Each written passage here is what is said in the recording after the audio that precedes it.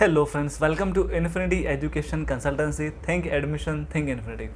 Friend, आज हम लोग बहुत इंपॉर्टेंट टॉपिक को लेकर डिस्कस करने वाले हैं। मुझे पता है एग्ज़ाम्स अभी बिल्कुल सर पर है। उसी के हेल्प के लिए मैंने कुछ पॉइंट्स कलेक्ट किए हैं जो अपने यूपीएससी टॉपर रह चुकी है श्रुति शर्मा जी। उनके इंटरव्यू को मैंने बहुत बार पढ़ा एंड मैंने देखा, तो मुझे ऐसा लगा कि कुछ इम्पॉर्टेंट पॉइंट्स जो है हमारे जो नीट एंड जेडबलई या दूसरे भी किसी एग्जामिनेशंस के लिए जो बच्चे प्रिपेयर कर रहे हैं उनके लिए बहुत हेल्पफुल हो सकते हैं। तो फ्रेंड, मैंने ऐसे 7 टिप्स मैंने निकाले हैं जो आपके लिए यूज़फुल हो सकते हैं। ओके फ्रेंड्स, और समय मिले या अगर ये वीडियो कोई पेरेंट्स अगर देख रहे हैं तो उनको अगर थोड़ा समय मिले तो एक बार आप यूट्यूब पे ये इंटरव्यू अवेलेबल है, बीबीसी ने कंडक्ट किया हुआ है, एक बार आप वो ज़रूर देखिए। तो फ्रेंड, फटाफट हम लोग शुरू करते हैं। क्या चीज़ मुझे उनकी इंटरव्यू से समझ में है जो आपको हेल्प कर सकती है। फ्रेंड, सबसे पहली बात, जब उनसे पूछा गया कि मैडम आपको क्या उम्मीद थी, उन्होंने डायरेक्टली बोला कि मुझे कोई उम्मीद नहीं थी कि मैं टॉप कर जाऊंगी। इट मीन्स फ्रेंड, मुझे ये समझ में आया ये बातों से कि उनका विश्वास था कर्म के ऊपर, कर्म किए जा फल की चिंता मत कर, इस चीज़ के ऊपर में उन्होंने अपना पढ़ाई बेस किया। कभी भी उनके इंटरव्यू में या कहीं पे ऐसा नहीं मिला कि वो बहुत कॉन्फिडेंट थे कि वो टॉप कर ही जाएंगे, बट वो बहुत कॉन्फिडेंट थे अपने स्टडीज़ के ऊपर में। उनको पता था कि उनको जो भी मिलने वाला है वो बेस्ट ही मिलने वाला है। ओके फ्रेंड्स, तो ये एक चीज़ थी। देन अगर हम लोग सेकेंड चीज़ की अगर बात करें, उनसे पूछा गया कि क्या आपने ये फर्स्ट अटेम्प्ट में क्रैक किया, तो फ्रेंड उनका ये जवाब था कि वो उन्होंने फर्स्ट अटेम्प्ट में क्रैक नहीं किया है। इट मीन्स वो रिपीटर है। ओके, तो अगर वो रिपीटर है तो उन्होंने अपनी सारी स्टडीज़ फिर से की, डबल पोटेंशियल से की। आपको फ्रेंड एक बात आपको पता होगा, या कभी आपने शायद गुलेर का अगर आपने यूज़ किया होगा तो आपको पता है कि अगर आपको कोई निशाना या कोई टारगेट आपको हिट करना है तो गुलेर को उतनी ही तेज़ी से आपको पीछे खींचना पड़ता है ताकि डबल पोटेंशियल से आप अपने टारगेट को हिट कर पाओ। तो फ्रेंड, सेम चीज़ है, अगर आप रिपीट कर रहे हैं तो कोई प्रॉब्लम नहीं है। बट प्रॉब्लम किस चीज़ से है, अगर फर्स्ट ईयर में या पहली बार में अगर आपने 80 के स्पीड से आपने गाड़ी चलाई थी, तो सेकेंड ईयर अगर सेकेंड टाइम अगर आप रिपीट कर रहे हो तो आपको 160 के स्पीड से चलानी है।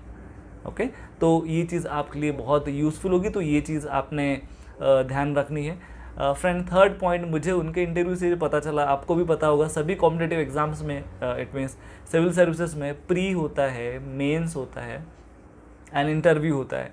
तो जब उनसे पूछा गया कि आपको इंटरव्यू में ऐसा कोई सवाल आपको याद है जो हम सब डिस्कस शेयर करना चाहेंगे, तो उन्होंने ऐसा बताया कि मॉक जो इंटरव्यूज़ उनके हुए तो वो काफ़ी उनके बहुत बहुत बहुत अच्छे गए, बट एक्चुअल जब उनका इंटरव्यू जब हुआ तो ऐसे कई सारे सवाल थे जिनका उनको जवाब नहीं आता था या उन्होंने वो जवाब नो में दिया हुआ है। आप समझते हो फ्रेंड्स, कितनी भी आप पढ़ाई कर लीजिए, कितना भी कुछ आप कर लीजिए, फिर भी आप 100% पेपर सॉल्व कर पाओगे इसका कोई गारंटी नहीं है। बिकॉज जो सिचुएशन उस समय पे होती है वो समय पे डील करना ही अपने आप में बहुत बड़ी चीज़ होती है। इनकेस अगर आपको उस समय पे कुछ नहीं आता है, कुछ नहीं समझता, तो चिंता वाली कोई बात नहीं है। आप बहुत अच्छे से ये चीज़ आप आगे बढ़ा सकते हैं, बहुत अच्छे से इसको आप आगे कैरी फॉरवर्ड कर सकते हैं अपने एग्ज़ाम्स को फोकस करके। ओके फ्रेंड्स, तो कोई भी प्रॉब्लम नहीं है अगर आपको पर्टिकुलर कोई टॉपिक्स नहीं आता है तो बस आप टॉपिक से गो थ्रू हो जाइए, बस आपको पता चले इंपॉर्टेंट क्या है, क्योंकि बाकी भी ऐसे एरिया ऑफ इंटरेस्ट है जहाँ पे आपका मन लगता है, जो पोर्शन आप बहुत अच्छे से कर पाएंगे तो आप वहाँ पे स्कोर बहुत अच्छे से कर सकते हैं। ओके, देन नेक्स्ट पॉइंट की हम लोग बात करेंगे। तो उस पॉइंट में ये चीज़ देखा गया, जब उनसे पूछा गया कि आप एज अ गर्ल आपने यूपीएससी टॉप किया है तो आप कोई गर्ल्स कैंडिडेट को कोई स्पेशल मैसेज देना चाहेंगे क्या, तो उन्होंने डायरेक्टली बोला कि कोई स्पेशल मैसेज या टिप्स गर्ल्स या बॉयज़ के लिए अलग नहीं होती, जो भी है वो सभी के लिए सेम है, कोई जेंडर बेस नहीं है कोई टिप्स। तो ये चीज़ फ्रेंड आपको ध्यान में रखना है कि बहुत सालों से भी ये देखा जा रहा है कि बहुत गर्ल्स ने बहुत अच्छा टॉप किया है, बहुत अच्छा टॉप कर रहे हैं, रेगुलर बेसिस पे हर फील्ड में टॉप कर रहे हैं। इट मीन्स बॉयज़ पीछे हो गए, ऐसा नहीं है। ओके, ना किसी बॉयज़ को ये समझ के लेना है कि यार हम लोग नहीं कर पा रहे या नहीं कर सकते। फ्रेंड, ऐसा कुछ भी नहीं है, कंपटीशन है, कंपटीशन में आपको पूरा जोर लगा के उतरना ज़्यादा ज़रूरी होता है।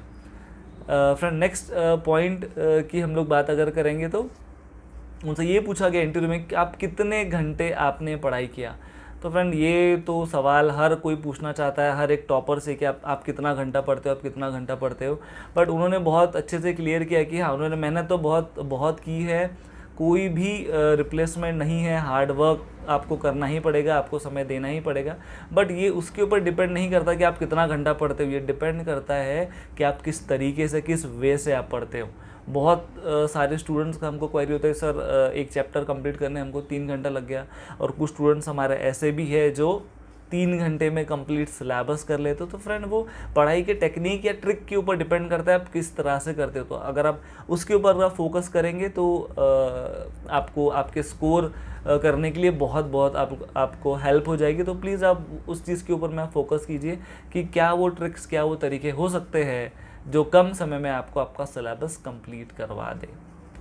ओके फ्रेंड्स, इतनी कठिन स्टडी करने के बाद जो है जब इंटरव्यू में जब उन्होंने कहा कि ये सारी चीज़ें तो मैंने बहुत पैरेलली की, बहुत हार्ड वर्क तरीके से किया, बट एक चीज़ उन्होंने इसमें ऐड ऑन किया कि उन्होंने बैलेंस एंड ब्रेक, ये दोनों चीज़ें बहुत अच्छे से की।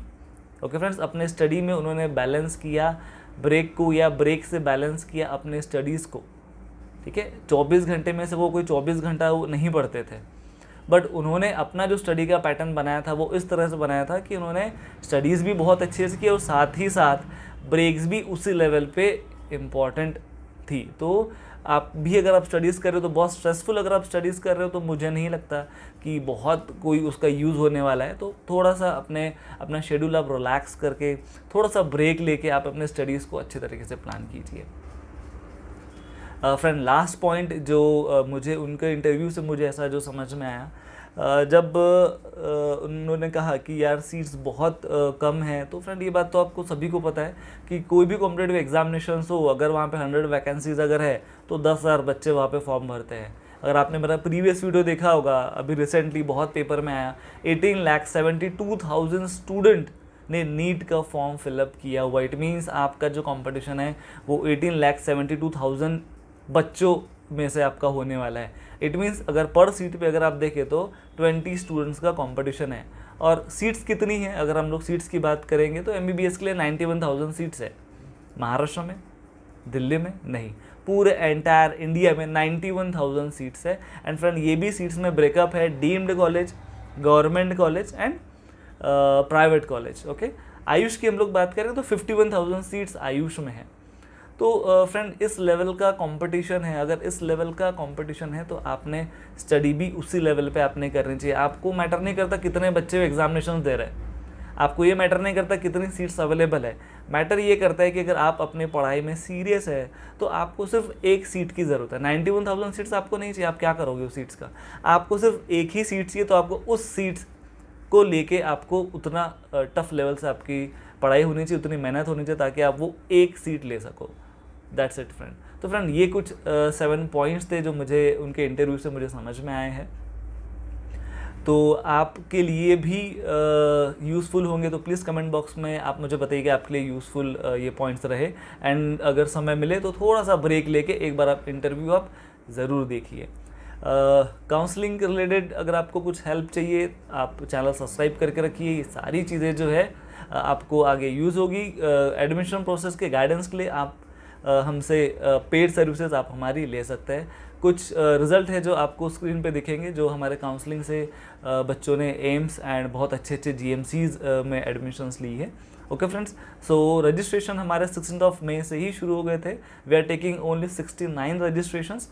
तो अगर आप इंटरेस्टेड है रजिस्ट्रेशन के लिए तो आज ही दिए हुए नंबर पे आप कांटेक्ट कीजिए एंड अपना सीट बुक कीजिए। Thank you and all the best.